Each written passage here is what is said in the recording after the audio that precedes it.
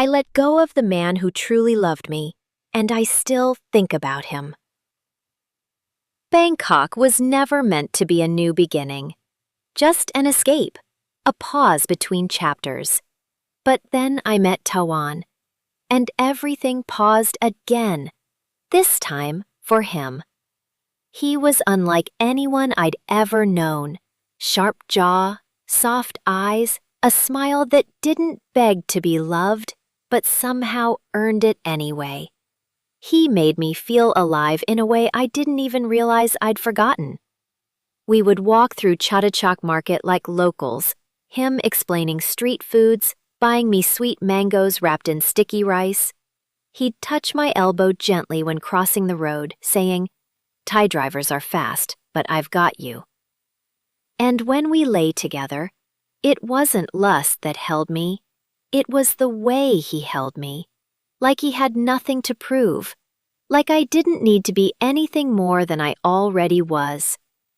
He told me about his childhood, how his grandmother raised him in a quiet village near Chiang Mai, how he learned Muay Thai not to fight, but to focus, and how when he lost her, he moved to Bangkok with just a bag and a promise to make her proud. He didn't try to impress me. He just was. Everything. Smart, gentle, and yes, women noticed him. They always had. But one day he turned off his phone while we were together, and when I joked about all his admirers, he just said, "They're pretty, but you see me." We started spending every day together. He showed me temples tourists don't go to, taught me how to Wai properly, told me about Namjai, the Thai idea of giving from the heart, without expectation. And I gave myself to him with that same spirit. Or at least I wanted to. But love, I've learned, doesn't always come clean. Because when my husband showed up, everything unraveled. He had tracked my phone, claimed he came for our daughter, to talk, but his tone wasn't one of reconciliation. It was ownership, and he saw Tawan as a threat, a local boy playing games with his wife. I tried to explain that we'd been separated, that the divorce papers were in progress, that I'd come to Thailand because I needed to breathe again. But it didn't matter, not to him, not to Tawan, who looked at me as if I'd just vanished into someone he didn't recognize. He didn't yell, didn't ask me to choose. He simply said, "You told me you were free. Maybe you believed it, but you're still holding pieces of your old life. And I won't be the one you let go next." And just like that, he was gone. The next week was a blur. My husband kept pushing for answers. My phone buzzed constantly with guilt and silence, but my heart stayed quiet, listening for a message from Tawan that never came. I finally texted him. Just one line. "I'm sorry. I wish I met you in another life." His reply came hours later. It said, "This life was enough.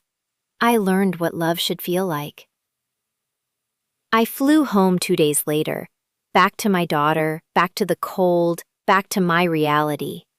But something in me stayed in Bangkok, in a rooftop bar under lantern light, in a gym between a noodle stand and a 7-Eleven, in the arms of a boy who never tried to change me, only to understand me. I don't regret meeting Tawan, but I regret not being ready for him. If there's one thing I learned from Thailand, it's this. The heart doesn't always choose what makes sense. Sometimes, it just remembers who made it beat softer and slower and real. I didn't leave Tawan because I stopped loving him. I left because I couldn't bring my daughter with me. And no matter how magical Thailand felt, I couldn't build a new life while leaving hers behind. Maybe in another world, where visas were easier and custody wasn't a battle, where culture and language weren't mountains to climb, maybe then I would have stayed. Tawan didn't beg me. He just held me. One last time. And when I walked away, I think a part of both of us stayed there. On that quiet Bangkok street, somewhere between goodbye and maybe. If this story touched you, let us know in the comments.